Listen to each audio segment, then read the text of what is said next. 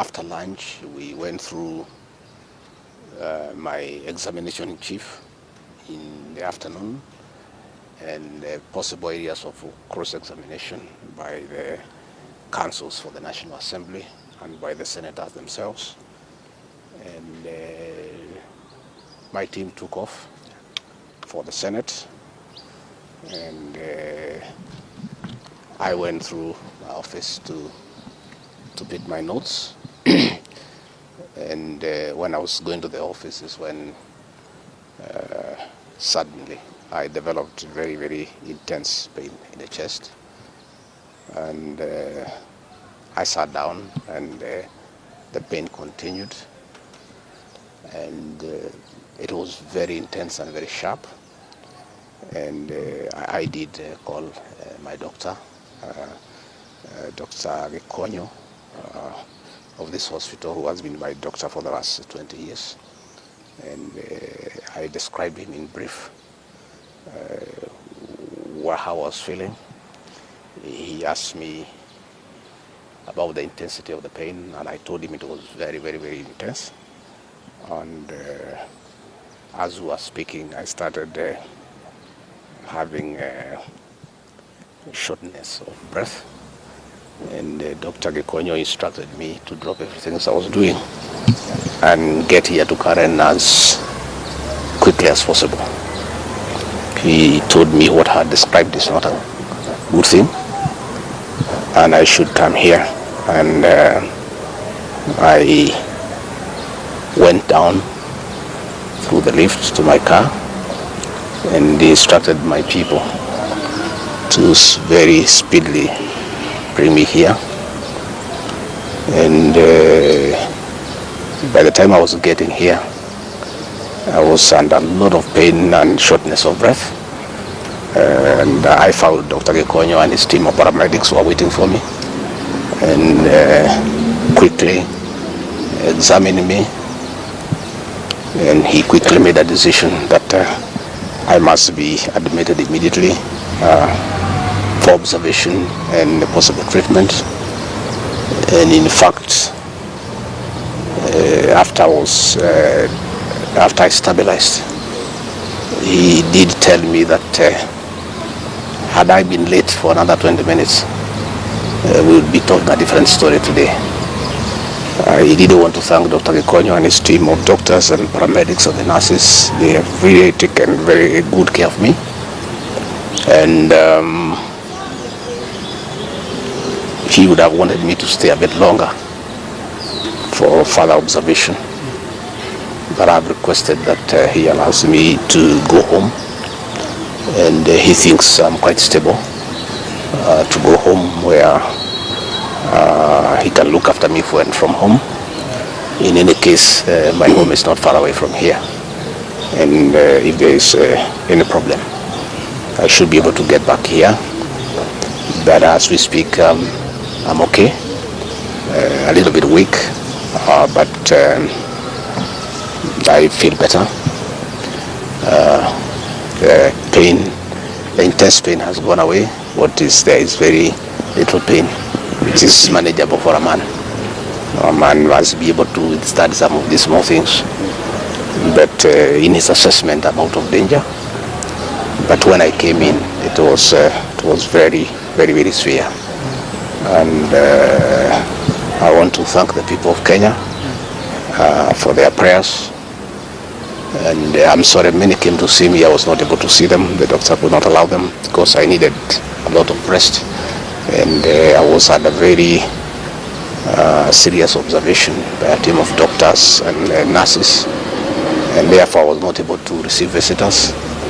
And I want to thank those who took their time to come and visit me.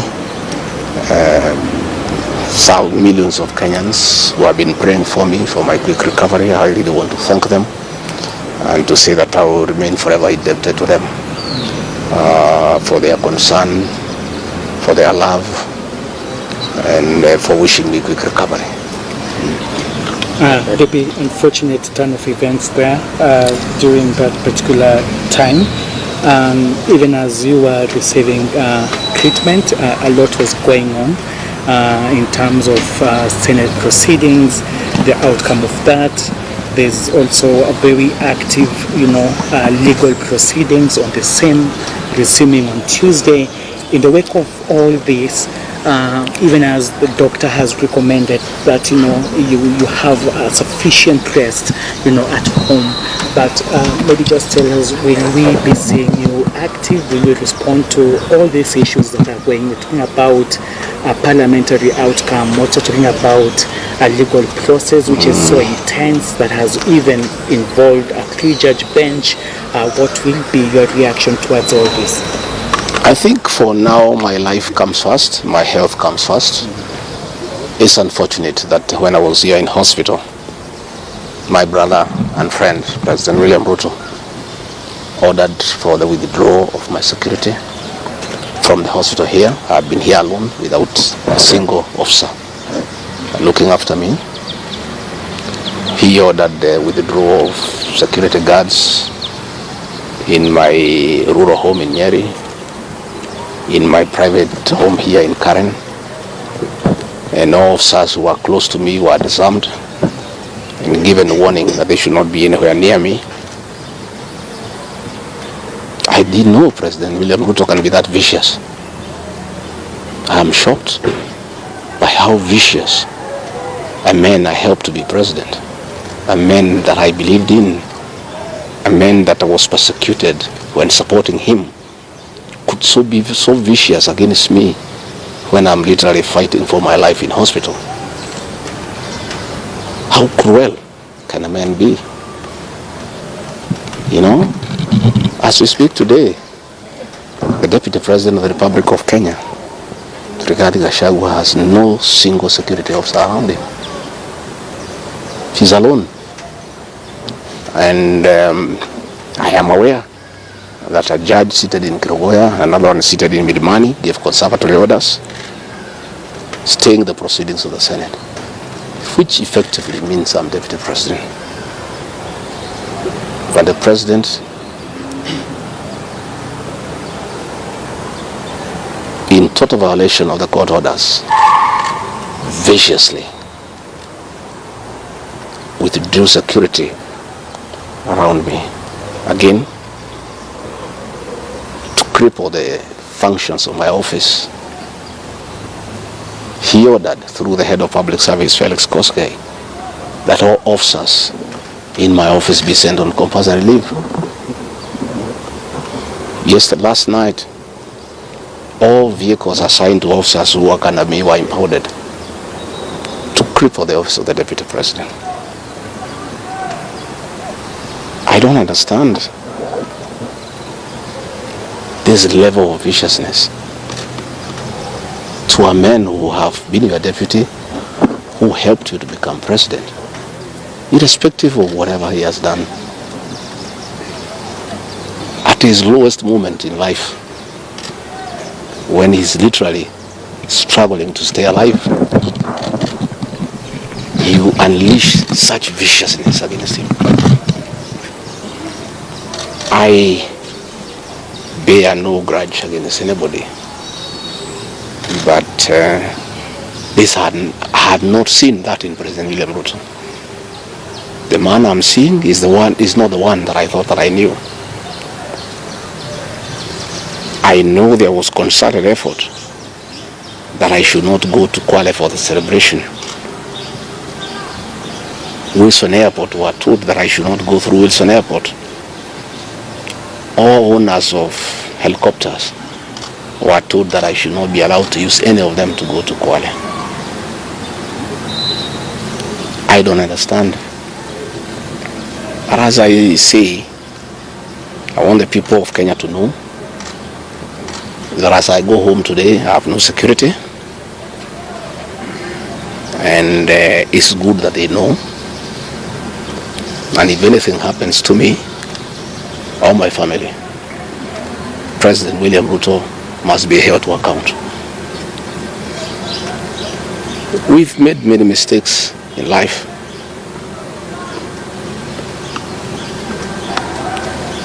And we keep on learning. I trusted President William RUTO.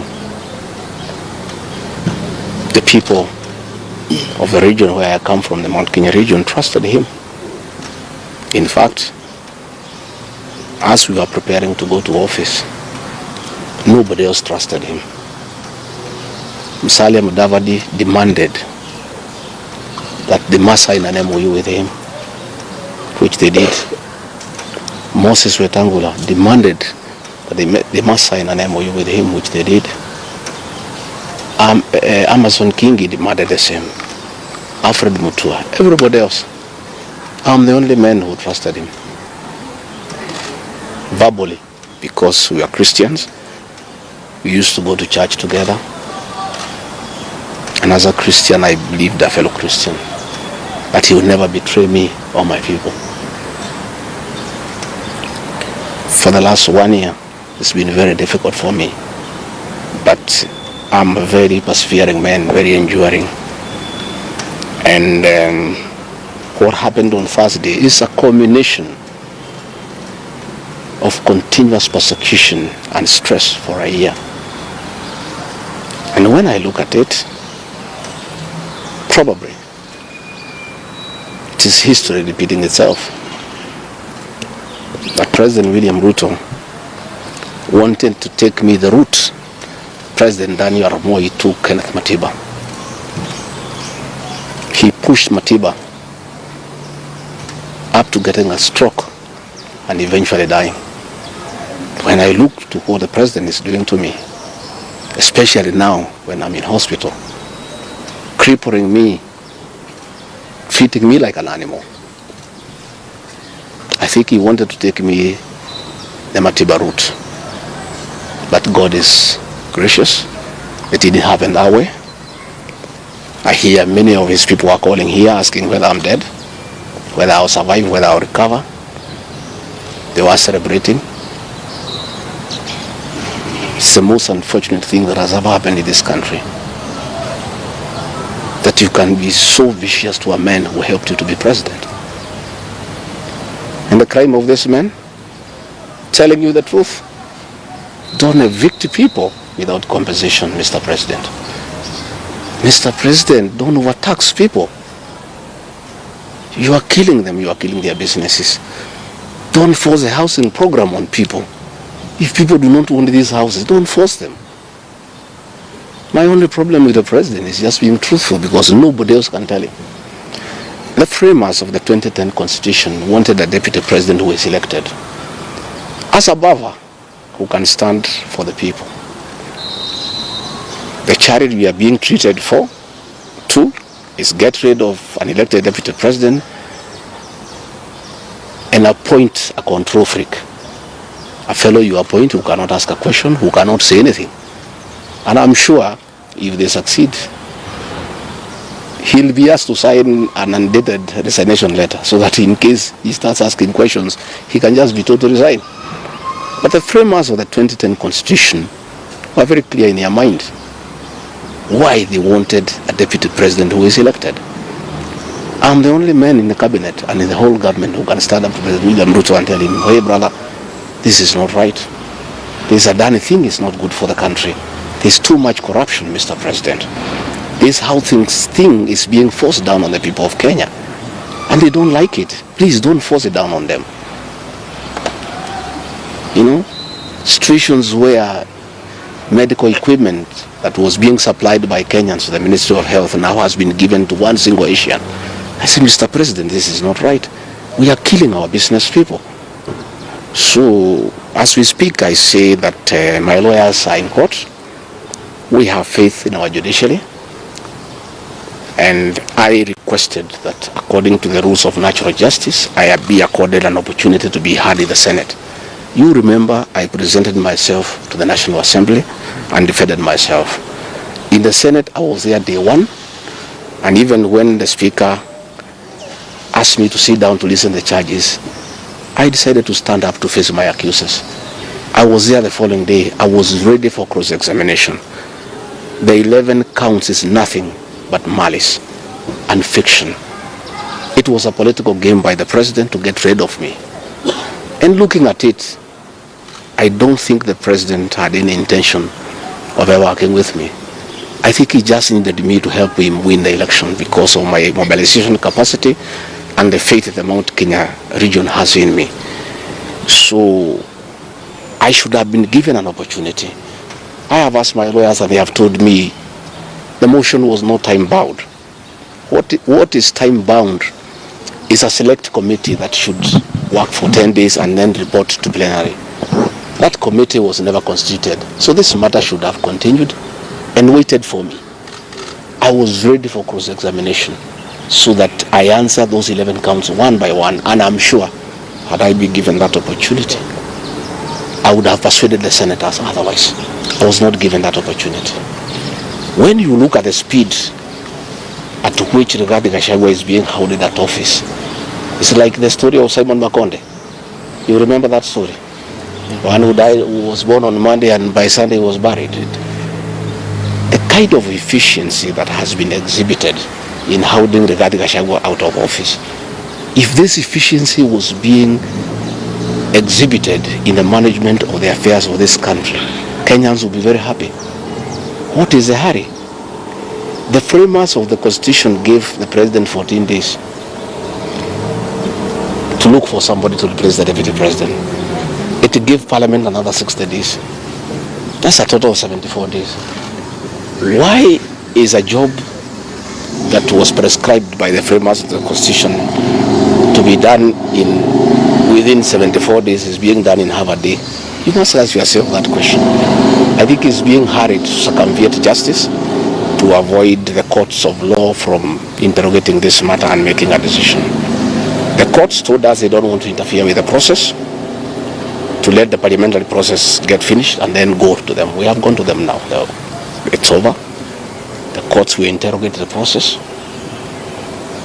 and make a determination. But I ask that the president obey court orders. Through a court order, Rigathi Gachagua is deputy president. Why doesn't he have cars? Why doesn't he have security? Why has his office been made dysfunctional?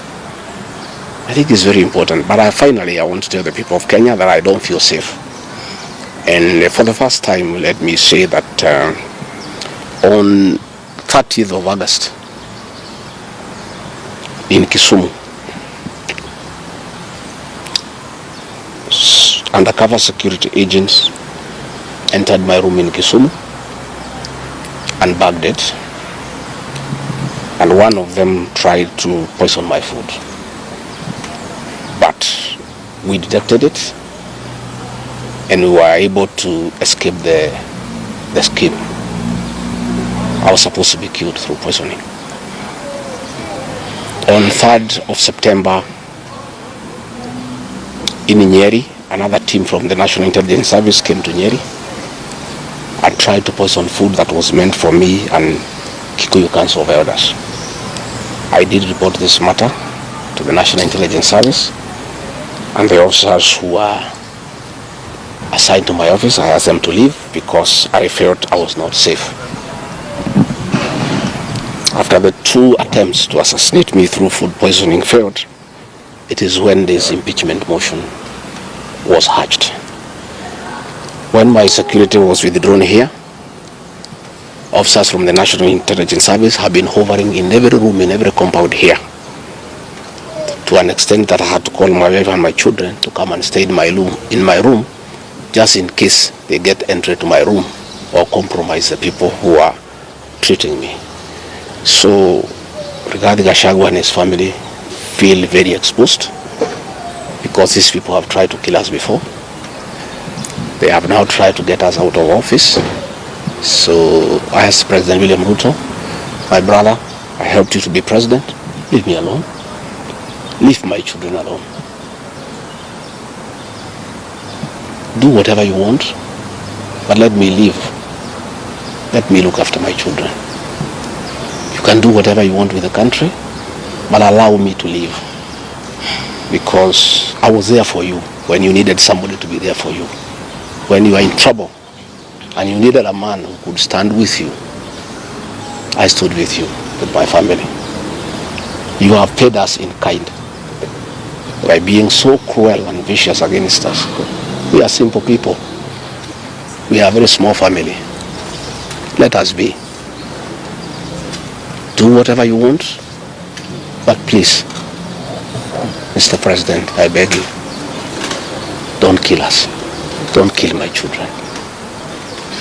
You have caused me enough pain for the last 1 year. Please, leave me alone.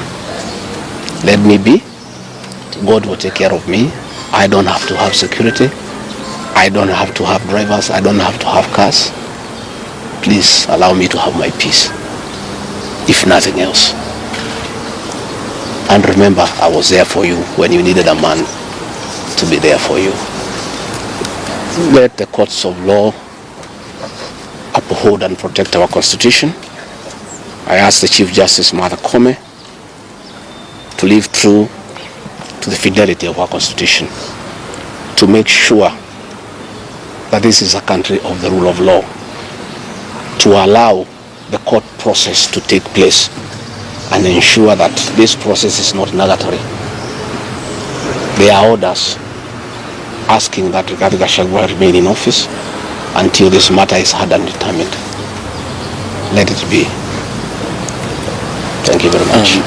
Just a quick point, please. I don't want to say. Leave him alone. Leave him alone. What's wrong with you?